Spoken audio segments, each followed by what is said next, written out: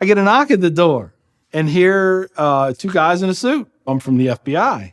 The first thing I have to say is, what took you guys so long? I told them the truth. I was going to make my own IED, and I was going to set across the Islamic Center over in a bank's parking lot, and I was going to dial it in and just watch the show.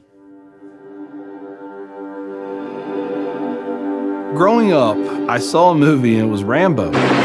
Rambo was tough, respected. He had intestinal fortitude. I said, that's what I want to do. I went off and joined the Marine Corps. I wanted the action.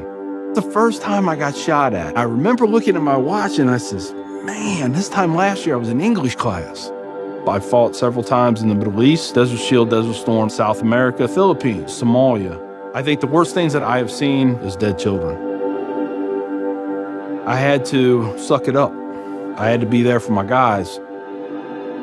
Each one of those teardrops stands for a confirmed kill. I stopped adding after 26. Where I was taught, Marine Corps, just own it and then let it go. But there comes a time when there's too much of that, and you can't turn it off anymore. I want you to give me a window into your state of mind at that time.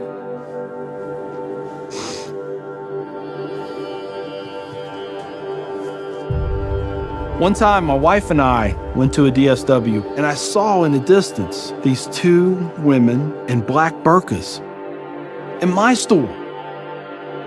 I cried as I prayed for enough strength to go over there and break both their necks.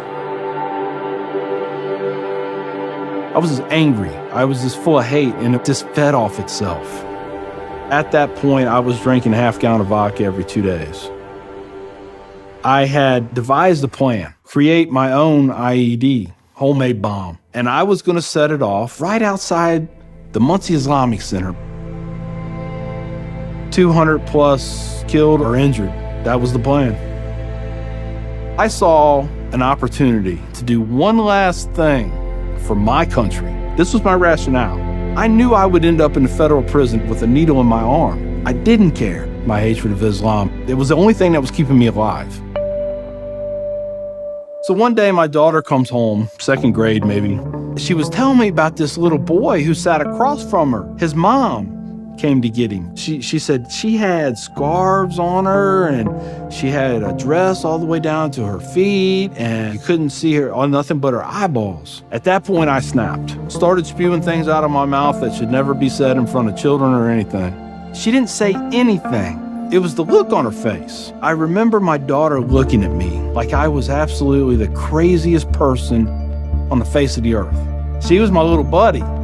She used to say we were road dogs. I know I saw it in her eyes. I made her question that love.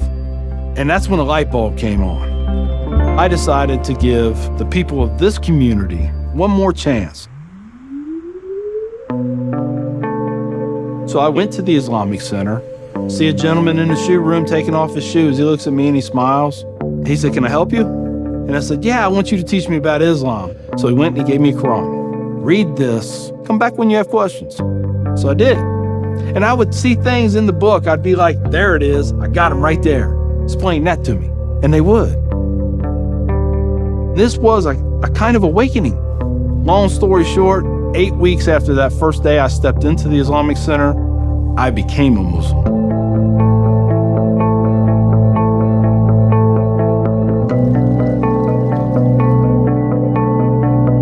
I'm a Muslim, a veteran, and a proud American.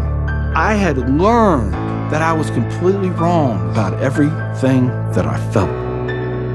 You know, Judaism had a message, Christianity had a message, Islam had a message. Funny thing is, though, it was the same message. It was about peace, and it was about love.